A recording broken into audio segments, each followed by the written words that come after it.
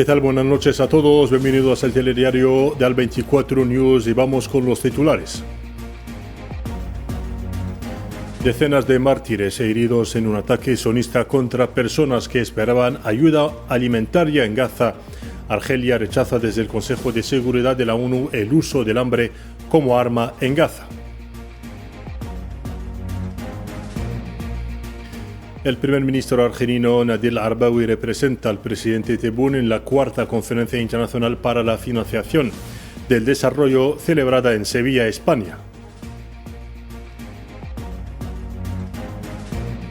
Y Teherán rechaza colaborar con el organismo onusiano de energía atómica y exige a la ONU que haga rendir cuentas a la entidad sionista y a Estados Unidos por su agresión contra Irán.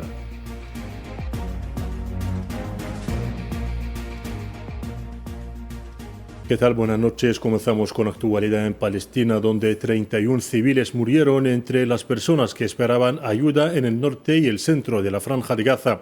Fuentes del Hospital Nasser confirmaron a la agencia de noticias palestina que 13 personas habían muerto y unas 50 habían resultado heridas después de que las fuerzas de ocupación atacaran a personas que esperaban ayuda frente al centro estadounidense sionista en la zona de Al-Shakush en Rafah, al sur del sector. Y en el norte, fuentes médicas informaron de que se habían recuperado 13 mártires tras un ataque contra un almacén de distribución de ayuda en el barrio de Al-Zaytun, al sur de la ciudad de Gaza.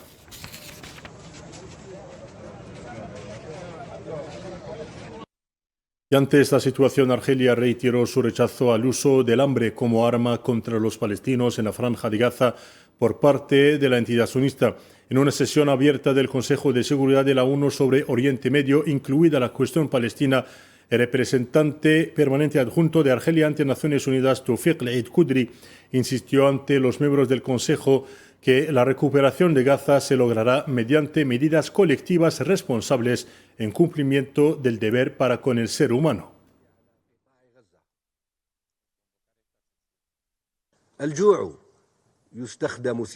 El hambre se usa como arma y la malnutrición afecta a todo palestino en Gaza. Algunos niños murieron de hambre no por falta de leche, sino por exceso de criminalidad. Y en medio de la hambruna, la dignidad de los gazatíes se pisotea ante lo que se denomina injustamente centros de distribución de ayuda que se han convertido en centros de muerte. Tal como lo señaló el secretario general de Naciones Unidas, buscar comida no debe ser una sentencia de muerte. Curar las heridas de Gaza no se logra con analgésicos, sino con pasos comunes responsables que debemos dar juntos, no por favores, sino por lealtad al ser humano.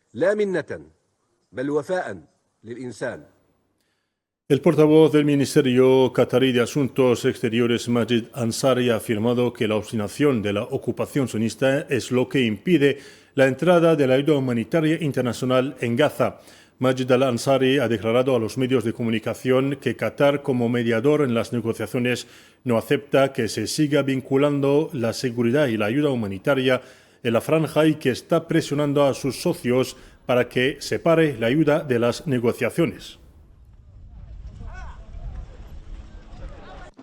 Qatar sigue presionando a través de sus socios y de sus relaciones en la comunidad internacional para zanjar en las negociaciones y permitir la entrada de las ayudas. No hay nada que impida la entrada de las ayudas humanitarias en Gaza, salvo la obstinación israelí en impedirla. Con lo cual la posición israelí es inaceptable. Todo el mundo envía sus ayudas a Gaza y estas ayudas se quedan bloqueadas a pocos metros de quienes las necesitan.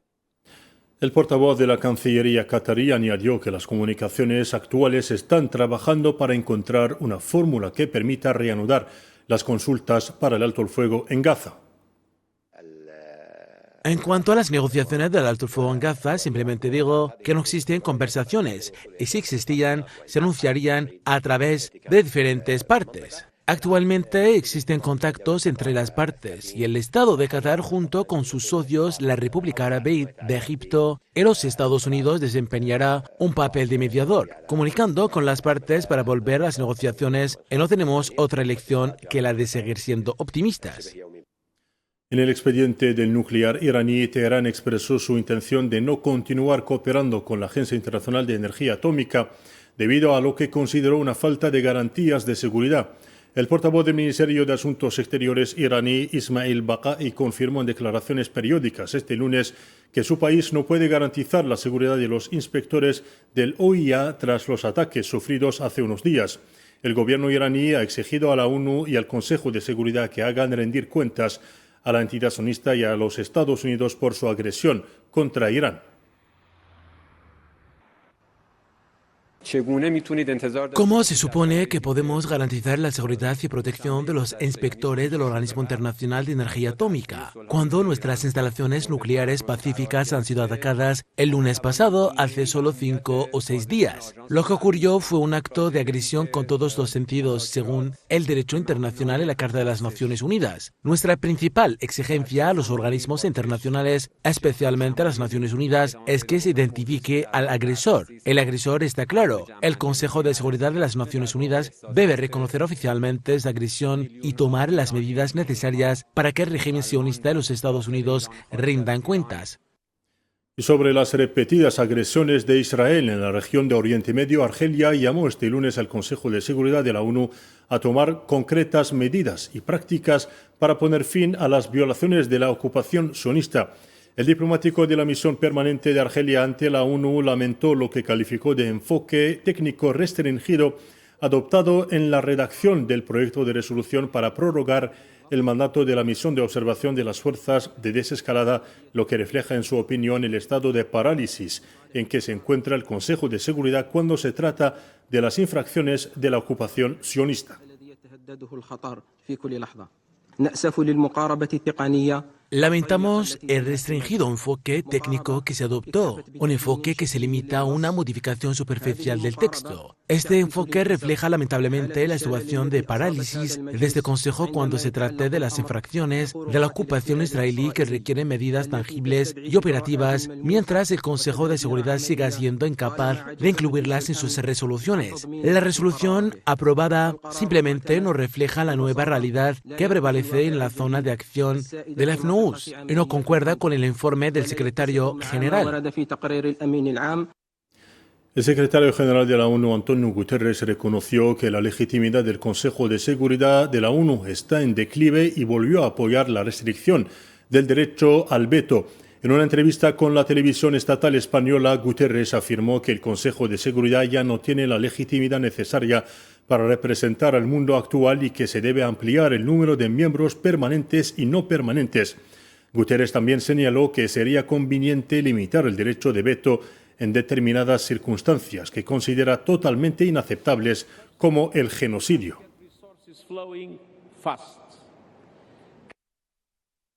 Y hay un problema fundamental que es el Consejo de Seguridad.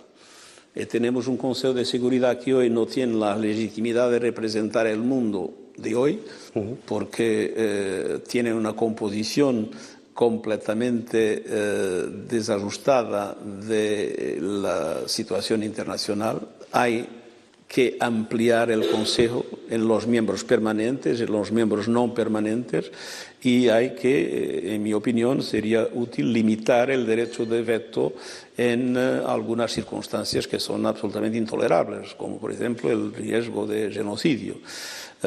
Pero sabemos que estas reformas son difíciles y que el Consejo de Seguridad tiene un problema de eficacia, no solamente de legitimidad, pero de eficacia. Representando al presidente argelino Abdelmadjid Tebboune, el primer ministro de Argelia, Nadel Arbaoui, participó este lunes en la inauguración de la cuarta Conferencia Internacional de la ONU sobre Financiación para el Desarrollo, celebrada en Sevilla, España, con la presencia de 70 líderes mundiales. La conferencia, que se extiende hasta el 3 de julio, abordará temas clave como la financiación para el desarrollo, evaluando el avance del programa de acción de Addis Abeba y busca soluciones colectivas para apoyar la Agenda 2030 y reducir el déficit de financiación.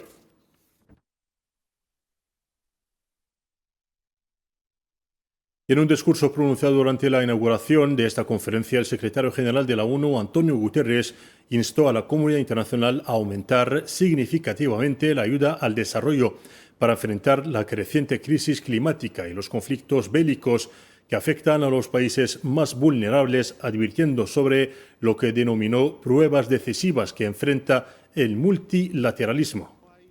Un norte y un sur. 9 de los 10 países con los indicadores de desarrollo humano más bajos se encuentran actualmente en situación de conflicto. Excelencias, la financiación es el motor del desarrollo y ahora mismo ese motor se está ahogando. Mientras nos reunimos la Agenda 2030 para el Desarrollo Sostenible, nuestra promesa global de transformar nuestro mundo para lograr un futuro mejor y más justo está en peligro. 2/3 de las metas de los Objetivos de Desarrollo Sostenible están rezagadas. Y estamos aquí en Sevilla para cambiar el rumbo, para reparar y poner en marcha el motor del desarrollo y acelerar la inversión a la escala y velocidad necesarias. A su vez, el presidente de Mauritania, Mohamed Ould Sheikh Al Ghazouani, advirtió sobre la lentitud del proceso de desarrollo sostenible en los países en vías de desarrollo, subrayando que el sistema financiero internacional en su forma actual es incapaz de satisfacer las crecientes necesidades de estas naciones.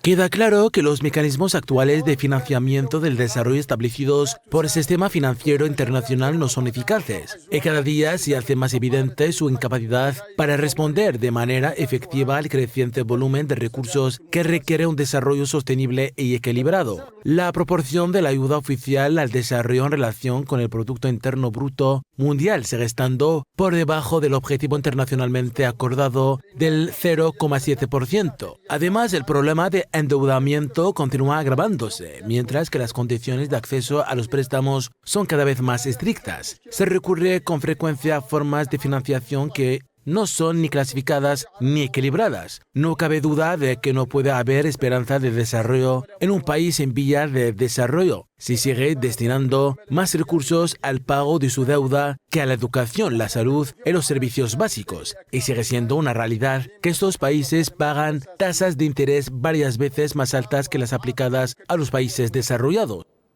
Y en vísperas de la apertura en Sevilla, en el sur de España, de la cuarta Conferencia Internacional sobre Financiación al Desarrollo, el monarca de España, Felipe VI, encargó al primer ministro argelino, Nadel Arbawi, transmitir sus saludos y expresar toda su estima al presidente de la República, Abdelmajid Tebboune.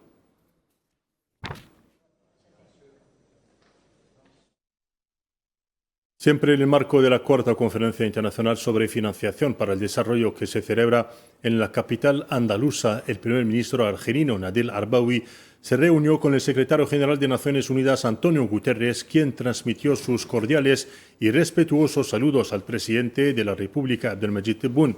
Las conversaciones se centraron en el impacto de las crisis y conflictos regionales e internacionales actuales en el multilateralismo, destacando la necesidad de seguir invirtiendo en las organizaciones multilaterales y de rehabilitar las normas y principios del derecho internacional. Quedamos en Sevilla, donde el primer ministro argelino Nadel Arbawi mantuvo conversaciones bilaterales con la primera ministra tunecina Sara Zafarani Zanzari, según un comunicado del primer ministerio argelino. Ambas partes elogiaron las excelentes relaciones entre los dos países y dieron repaso a las diversas actividades y programas y citas bilaterales, subrayando la importancia de su realización para llevar las relaciones de cooperación a niveles superiores. Ambos responsables evocaron asimismo la actual situación regional e internacional, subrayando la convergencia de pareceres de ambos países y a la necesidad de una coordinación continua para hacer frente a los retos comunes.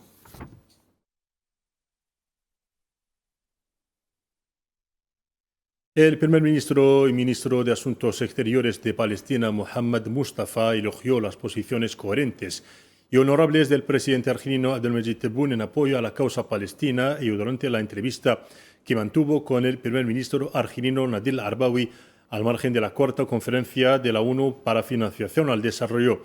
Ambas partes abordaron la evolución de la situación en los territorios palestinos ocupados, en particular en la Franja de Gaza, sometida a una brutal guerra de exterminio emprendida por la ocupación israelí contra el pueblo palestino, y subrayando que permitirles establecer su Estado independiente con el Quds como capital sigue siendo la única solución para restablecer la estabilidad y la seguridad en Oriente Medio. El ministro de Estado, ministro de Argelia de Asuntos Exteriores, Ahmad Attaf, recibió este lunes en la sede del ministerio al secretario general del Ministerio Italiano de Asuntos Exteriores, Riccardo Guardiella, quien efectuó una visita a Argelia en el marco de los trabajos de la cuarta sesión del diálogo estratégico entre ambos países. Ambas partes se congratularon por los resultados positivos alcanzados en la consolidación de su asociación y subrayaron la necesidad de dar más impulso y dinamismo a esta asociación privilegiada en el marco de la preparación de los acontecimientos bilaterales de alto nivel previstos para el próximo periodo.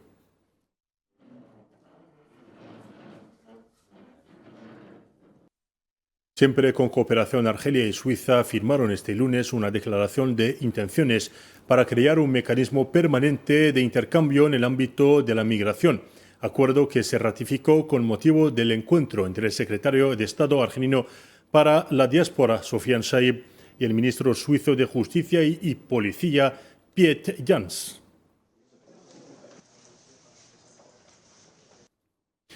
Siempre en cooperación, el jefe de la compañía argelina de energía Sonatrach, Rashid Hashishi, fue recibido este lunes por el primer ministro mauritano Mokhtar Ould Ahayi. El primer ministro mauritano, en un comunicado publicado en su página oficial de Facebook, confirmó que la reunión permitió abordar aspectos de la cooperación entre ambos países en el ámbito de la energía. Siempre con energía, el grupo argelino Sonatrach y la compañía mauritana de hidrocarburos han firmado un acuerdo de confidencialidad relativo a los yacimientos petrolíferos.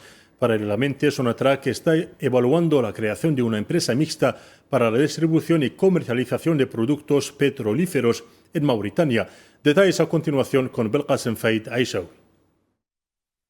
Impulsada por una visión estratégica para consolidar una alianza regional ejemplar entre Argelia y Mauritania, Sonatrach fortalece su presencia comercial y de inversión en la región, acelerando su expansión en el mercado mauritano. La compañía busca establecer una empresa mixta dedicada a la distribución y comercialización de productos petrolíferos, en el marco de una cooperación basada en la integración estratégica y el intercambio de conocimientos técnicos y experiencias.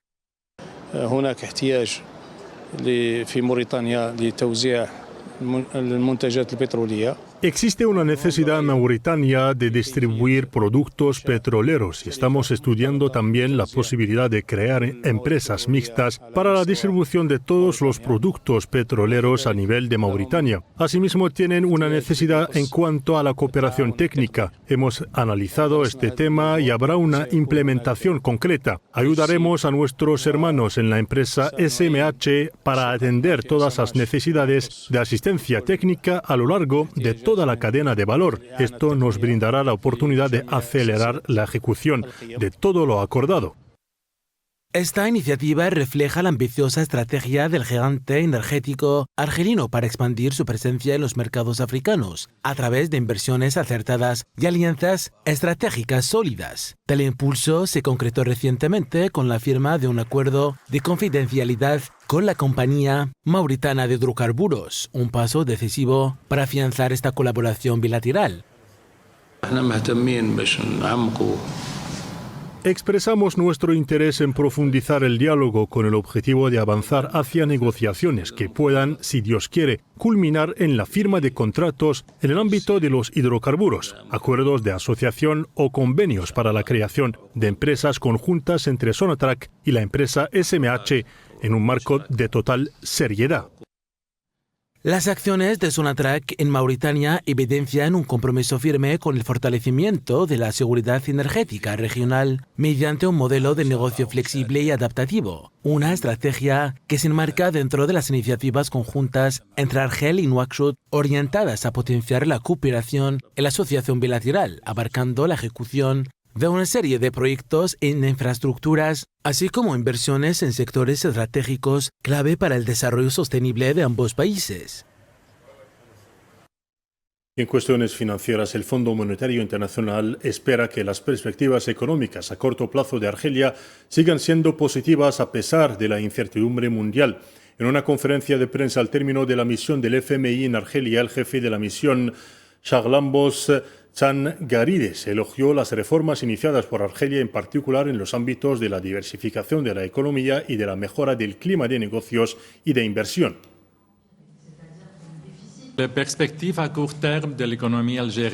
Las perspectivas económicas a corto plazo para Argelia siguen siendo positivas a pesar de las incertidumbres mundiales. Un ajuste presupuestario progresivo es esencial para reforzar la resistencia presupuestaria y reconstruir los márgenes presupuestarios. La política monetaria debe seguir centrada en la estabilidad de precios, mientras que una mayor flexibilidad de la tasa de cambio reforzaría la capacidad de la economía para absorber los choques externos, incluidos los vinculados a los precios de los hidrocarburos. Saludamos los esfuerzos realizados por las autoridades argelinas para diversificar la economía y mejorar el clima empresarial con el fin de estimular la inversión privada.